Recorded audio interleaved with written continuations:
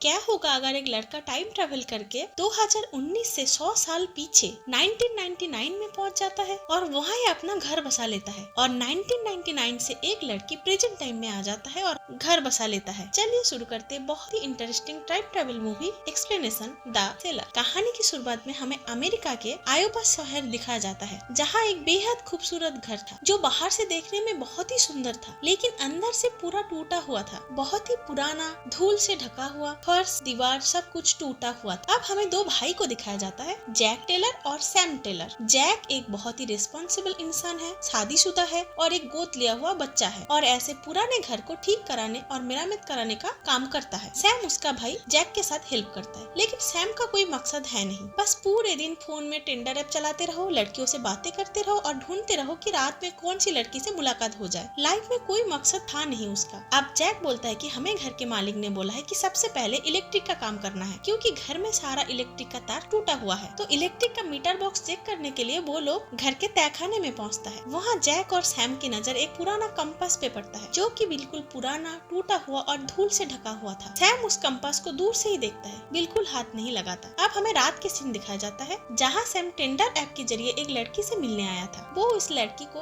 अपने भाई, भाभी और गोद लिया हुआ बच्चे की पिक्चर दिखाता है, अपने फैमिली के बारे में बोलता है। जब वो लड़की सैम के बारे में पूछता है तो सैम कुछ खास नहीं बता पाता, क्योंकि सैम की लाइफ में वैसा कुछ मकसद था नहीं, इसलिए वो अपने बारे में कुछ नहीं बता पाता। अब नेक्स्ट दिन से जैक और सैम घर का काम शुरू करता है। पहले लकड़ी का फर्श उखाड़ा गया, दीवारों पर परत चढ़ाया गया। इस बीच जैक सैम को बोलता है कि क्यों ना हम दो भाई मिल के एक साथ इस बिजनेस को चलाए, तो सैम मना कर देता है। तो जैक बोलता है कि ऐसे पुराने घर में कभी कभी कोई एंटीक पीस या कार्ड मिलता है, जिसको बेच के हम लाखों कमा सकते हैं। अब रात हो चुका था। सैम एक भारी लकड़ी को हटा रहा था। अचानक उसको एक बॉक्स मिलता है। उस बॉक्स के ऊपर एक हैंडल वाला ढक्कन था। जब सैम उस ढक्कन को खोलता है, उसके अंदर से कुछ पुराने माचिस की तीली, एक सफेद कागज जिसमें कैबेज लिखा हुआ था, और एक तस्वीर जिसमें एक बहुत ही खूबसूरत लड़की सफेद गाउन पहन के हाथ पे फूल लेकर खड़ा था। ऐसा लग रहा था जैसे उसकी शादी की तस्वीर हो, लेकिन उस लड़की की फेस में बिल्कुल भी खुशी नहीं थी, मायूसी छाई हुई थी। इसी बीच तहखाने के बैरोमीटर में जोर जोर से घंटी बजने लगी। इसका मतलब तूफान आने वाला है। जैक और सैम दोनों मिलके घर के बाहर से सारे सामान घर के अंदर लाने लगे, ताकि वो बारिश में भीग ना जाए। इसी बीच घर के सारे लाइट चली गई, पूरे घर में अंधेरा छा गया। सैम उस तहखाने में कुछ सामान लाने गए, तभी वो बैरोमीटर के कांटा जोर जोर से गोल गोल घूमने लगी, और एक अजीब सी भिनभिनाती हुई आवाज सैम के कानों में गूंजने लगी। सैम अपने कान बंद करके वहाँ नीचे बैठ गया। कुछ ही पल में सारे आवाज रुक गए और तूफान भी रुक गए, और साथ में लाइट भी आ गया। तब सैम चैन के सांस लिया और तहखाने से ऊपर की तरफ आने लगा। जब वो तहखाने से ऊपर की तरफ रूम में आकर पहुंचा, सैम की आंखें फटे की फटी रह गई, क्योंकि जो पुराना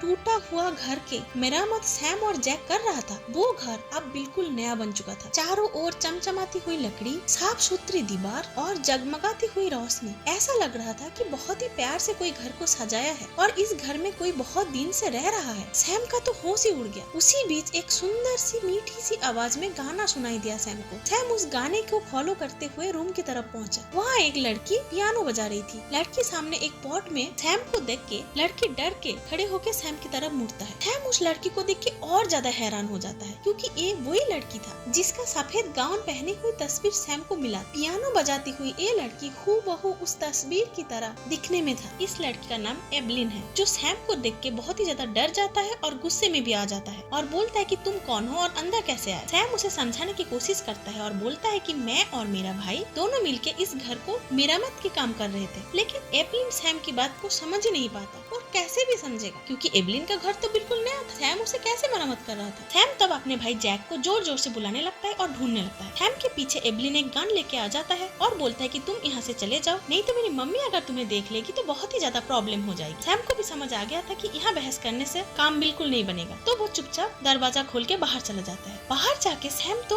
और ज्यादा हैरान हो जाता है, क्योंकि वहाँ घोड़े गाड़ी चल रहा था और सारे दुकान भी अजीब तरह से पुराने स्टाइल में थे। लोगों के कपड़ों के पहनावा भी पुराने जमाना का था और तभी एक दुकान के बाहर सैम को एक बोर्ड टंगा हुआ दिखता है जहाँ सन 1999 लिखा हुआ था। तब सैम को समझ आया कि वो अब 2019 में नहीं बल्कि 1999 में पहुँच गया। इस बात का एहसास होने के बाद सैम बिल्कुल शॉक्ड हो गया कि ये कैसे हो गया। वो अब उस पुराने जमाने में पहुँच गया था जहाँ आज के जमाने के जैसा फैसिलिटीज नहीं था, जहाँ लड़कियों के आजादी पर पाबंदी लगा हुआ था। अब हमें पोला पोटान को दिखाया जाता है जो कि एवलिन की मम्मी है। वो अब घर पहुंचता है और एवलिन को एक नया कपड़ा देता है और बोलती है कि ये विलियम ने एवलिन के लिए भेजा। अब विलियम वो आदमी है जिसके साथ एवलिन का शादी तय हुआ था और विलियम बहुत ही उम्रदार एक आदमी है जिसका पहली पत्नी का डेथ हो चुका है और साथ में उसके बच्चे भी है। एवलिन बिल्कुल भी विलियम के साथ शादी करने के लिए राजी नहीं था, लेकिन एवलिन की भाई एमिट जो कि डॉक्टर की पढ़ाई कर रहा था, फर्स्ट वर्ल्ड वॉर में उसका डेथ हो जाता है। इसके बाद एवलिन की फैमिली में फाइनेंशियल प्रॉब्लम आ जाता है। के लिए एवलिन की मम्मी पोला पैसों के लिए एवलिन की शादी विलियम के साथ तय कर देता है और एवलिन को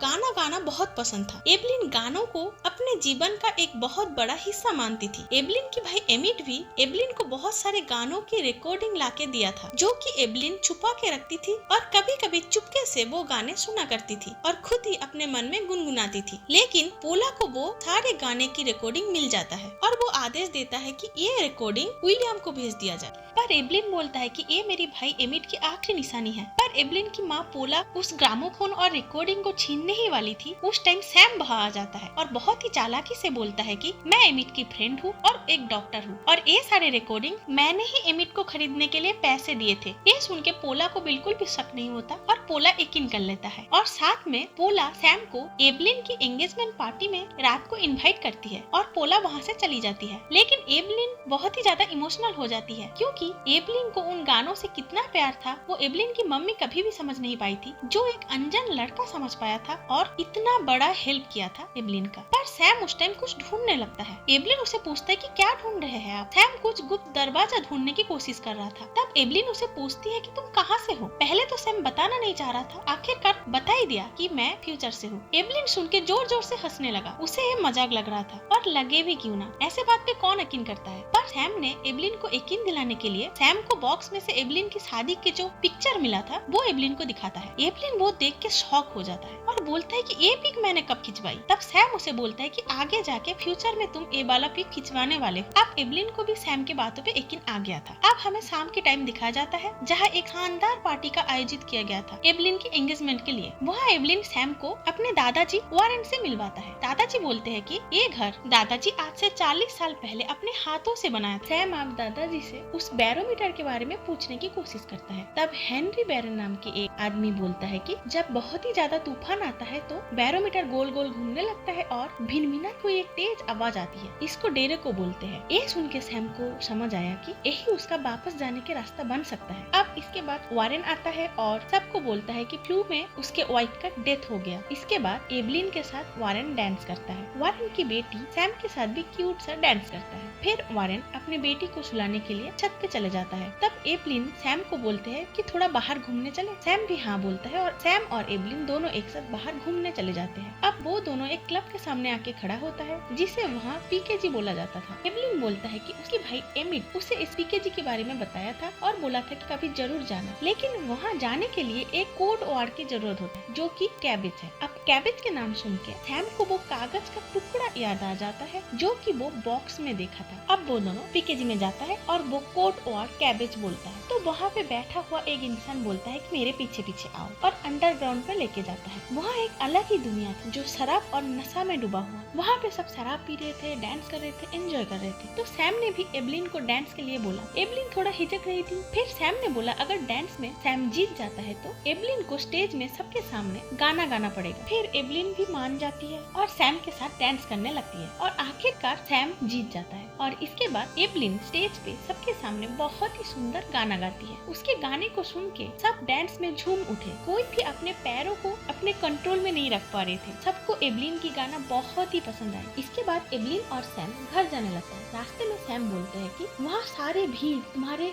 गानों के दीवाने थे, तुम्हारे गाने सुन के सब बहुत ज्यादा खुश थे। तब एवलिन सैम को बोलता है कि मैं तो भीड़ को नहीं देख रही थी, मैं बस तुम्हें देख रही थी। यहाँ हमें एवलिन की आंखों में सैम के लिए प्यार दिखाई देता है। पर एक पल ज्यादा देर नहीं रुकता। इसी बीच एवलिन की मम्मी पॉला वहाँ पहुँच जाता है और एवलिन को खींच के वहाँ से लेके जाती है। अगली सुबह सैम हेनरी के पास पास जाता है और बैरोमीटर के बारे में पूछता है। हेनरी बताता है कि भयानक तूफान डेरेको के दौरान बैरोमीटर जोर से गोल गोल घूमता है और भिनभिनाती हुई आवाज करता है। सैम बोलता है कि ये बैरोमीटर मुझे चाहिए, लेकिन हेनरी देने के लिए राजी नहीं होता। तो सैम बोलता है कि मैं आपका वो टूटा हुआ दरवाजा ठीक कर दूंगा, लेकिन उसके बदले मुझे एक बैरोमीटर चाहिए। तब हेनरी भी मान जाता है। सैम हेनरी के टूटा हुआ दरवाजा ठीक कर देता है और बदले में वो बैरोमीटर लेके आ जाता है। दूसरी तरफ एवलिन अपने सारे सामान पैक कर रहे थे क्योंकि उसे घर छोड़ के जाना है, क्योंकि एवलिन को विलियम से शादी नहीं करनी थी। तब सैम आके एवलिन को बैरोमीटर के बारे में बोलता है और बोलता है कि हमें बस तूफान की इंतजार है। जब तूफान आएगा तब ये बैरोमीटर जोर से गोल गोल घूमेगा और भिनभिनाती हुई आवाज आएगा। उस टाइम हम 1999 से 2019 में पहुंच सकते हैं। हम दोनों मिलके यहाँ से भाग जाएंगे। सैम ये भी बताता है कि वहाँ 2019 में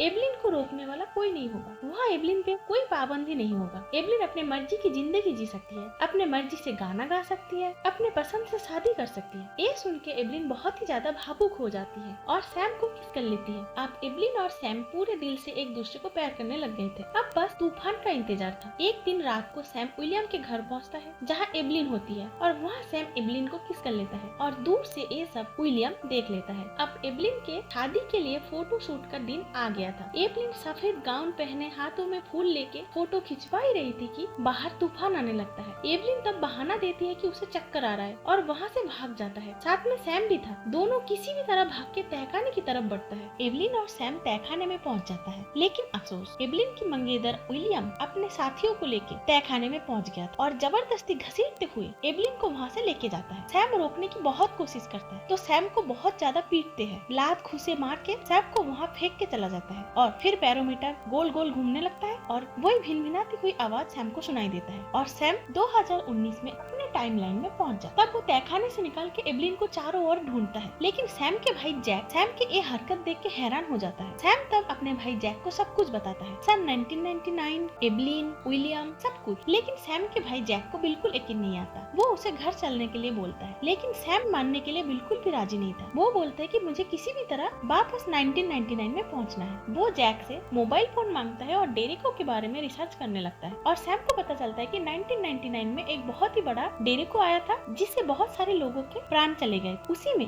एवलिन का नाम भी था। बस सोचे जा रहा था कि एवलिन को कैसे बचाना। इसी बीच रात हो जाता है। जैक सैम को रात के खाने के लिए घर चलने के लिए बोलता है, लेकिन सैम अपने भाई को मना कर ही रहा था। उसी टाइम हल्के से तूफान आता है। सैम भाग के तहखाने में जाता है और फिर से वही भिनभिनाती हुई आवाज सुनाई देता है। फिर से सैम दूसरे टाइमलाइन में पहुंच जाता है। सैम जल्दी से तहखाने से बाहर आता है, लेकिन इस पर नजारा कुछ और। बहुत ही अच्छे से सजी हुई घर था और एक टेबल में केक रखा हुआ था जहाँ 5 लिखा हुआ था और दूर से एक सुंदर सी गाने की आवाज आ रही। सैम उस गाने को सुन के चुपके से रूम में जाके देखता है कि एवलिन अपने 5 साल के बेटे को लोरी सुना के सुला रही है और सैम देखता है कि दीवार पे एवलिन के एक बड़ी सी तस्वीर लगा हुआ है और इससे उसे पता चलता है कि वो पास्ट में नहीं फ्यूचर में आ गया है, 2034 में। ये देख के सैम बहुत ही ज्यादा खुश होता है और जल्दी से तहखाने की तरफ भागता है। इसी बीच सैम के पैर एक खिलौने से टकराता है और आवाज आता है। वे आवाज एवलिन और उसके बेटे को भी सुनाई देता है। सैम तहखाने में आके अपने टाइमलाइन में वापस आ जाता है और वो सोच ही नहीं पा रहा था कि वो फ्यूचर में कैसे पहुंच गया। फिर वो देखता है कि तहखाने में एक वन सेलर लगा हुआ है जो पहले नहीं था। इससे वायु के दबाव में परिवर्तन आया था और सैम पास्ट के बजाय फ्यूचर में पहुंच गया। सैम तब जैक को बताता है कि इस वन सेलर को हटाना होगा। तब जैक बोलता है कि अगर सैम वादा करता है कि वो वापस आके डॉक्टर को दिखाएगा तो जैक हटा देगा। सैम भी वादा करता है और सैम और जैक दोनों मिलके वो वन सेलर को हटा देता है। सैम चालाकी से जैक को एक रूम में लॉक कर देता है और फिर से तहखाने में आ जाता है और इस बार सैम 1999 में पहुंचने में सफल हो जाता है। लेकिन इस बार 1999 का नजारा कुछ और ही था। चारों ओर पानी से भरा हुआ, बहुत ही ज्यादा बाढ़ आई हुई। सैम जल्दी से चारों ओर एवलिन को ढूंढता है, लेकिन सैम को एवलिन कहीं नहीं मिलता। फिर सैम विलियम के घर भागता है और वहाँ से एवलिन को चुपके से भगा के लेके आता है। अब एवलिन और सैम तहखाने में पहुँचता है और देखता है कि पानी के बहाव बहुत ही ज्यादा बढ़ गया है और एवलिन आगे की तरफ बढ़ ही रहा था। उस टाइम एक बहुत ही बड़ा और भारी सा लकड़ी सैम के पैरों में गिर जाता है। सैम को बहुत ही ज्यादा दर्द होता है और वहाँ से निकल नहीं पाता। एवलिन बहुत ही कोशिश करता है उसको हटाने के लिए, लेकिन एवलिन उस लकड़ी को हटा ही नहीं पा रही थी। तब सैम एवलिन को बोलता है कि मेरे बारे में मत सोचो, तुम अकेले ही चले जाओ 2019 में। एवलिन बिल्कुल भी जाने के लिए राजी नहीं हो रही थी। तब सैम ने बोला कि मैंने तुम्हारा फ्यूचर देखा है, तुम बहुत ही बड़ा गायिका बने हो और तुम्हारा एक 5 साल का बेटा भी है। तब एवलिन बोलता है कि वो बेटा हम दोनों का है, मैं तुम्हें छोड़ के कहीं नहीं जाऊंगी। पर सैम बोलता है कि नहीं, तुम्हें तुम्हें जाना ही होगा। और एवलिन के पैर गलती से फिसल जाता है और एवलिन पानी में डूब जाता है और इसी बीच बैरोमीटर की भिनभिनाहट बहुत ही ज्यादा तेज हो जाता है और आखिरकार एवलिन 2019 में पहुंच जाता है। वहाँ जैक एवलिन को देख के शॉक्ड हो जाता है। एवलिन जैक से कोई बात नहीं करता और चारों ओर सैम को ढूंढने लगता है, लेकिन सैम कहीं नहीं मिलता। अब जैक को भी सैम के बातों पे यकीन आ जाता है। एवलिन उस तहखाने में पहुंचता है और बहुत ही ज्यादा रोने लगता है। जैक एवलिन के लिए कुछ कपड़े लेके आता है और बोलता है कि सैम हमेशा तुम्हारे बारे में बोलता और तुम्हारे गाना गुनगुनाता था। अब एवलिन जाके उस गुप्त जगह को खोल के देखता है जहाँ एवलिन खुद अपने गानों के रिकॉर्डिंग को छुपा के रखी थी। वहाँ उसे अपनी गानों की रिकॉर्डिंग मिल जाता है। 100 साल से धूल खाता हुआ वहाँ सही सलामत रखा था और उस गानों के रिकॉर्डिंग के साथ 2 चिट्ठी भी मिलता है जहाँ सैम ने लिखा था कि मैं उस बाढ़ से किसी भी तरह बच गया और फिर वापस जाने के लिए अगले डेरेको का इंतजार कर रहा था, लेकिन अगले डेरेको और आया ही नहीं। जैक एवलिन को और भी लिखता है कि तुम अपनी जिंदगी अपने मर्जी से जियो, अपने मर्जी से शादी करो, बहुत बड़ा सिंगर बनो और मुझे भूल जाओ, खुशी से जियो अपनी जिंदगी। 2019 में मेरे पास बहुत सारे ऑप्शंस थे लेकिन कोई मंजिल नहीं था। 1999 में मुझे अपना मंजिल मिल गया जहाँ सैम इलेक्ट्रियो का काम करता था और अपना घर बनाया था। और दूसरी चिट्ठी में सैम अपने भाई के लिए एक दुर्लभ एंटीक कार छोड़ा था जो हमेशा जैक ढूंढता था और चिट्ठी में लिखा था कि भाई अपना घर बनाओ। ये देख के जैक के आंखों में भी आंसू आ गया। अब बहुत साल बीत जाता है। एवलिन अपने खुशी से जिंदगी जी रही थी, एक बड़ा गायिका बन गई थी और उसका एक 5 साल का बेटा भी था। एवलिन अपना बेटे का नाम सैम रखा। एक दिन एवलिन अपने बेटे सैम को लोरी गा के सुला रही। अचानक बाहर से एक आवाज आई। सैम बोलने लगे कि बाहर से एक आवाज आई। एवलिन तब भाग के बाहर जाती है पर वहाँ कोई नहीं था, बस रात की खामोशी, हवा की सलसलाहट और बादलों की गड़गड़ाहट थी। एवलिन को समझ आ गई थी कि ये और कोई नहीं सैम ही था। एवलिन 100 साल पुराने यादों को सोच के बहुत ही ज्यादा दुखी हो जाती है और इसी के साथ ये मूवी यहीं पर एंड हो जाता है। अगर आपको ये मूवी का एक्सप्लेनेशन अच्छा लगा तो लाइक शेयर और चैनल को सब्सक्राइब जरूर करें। Thank you.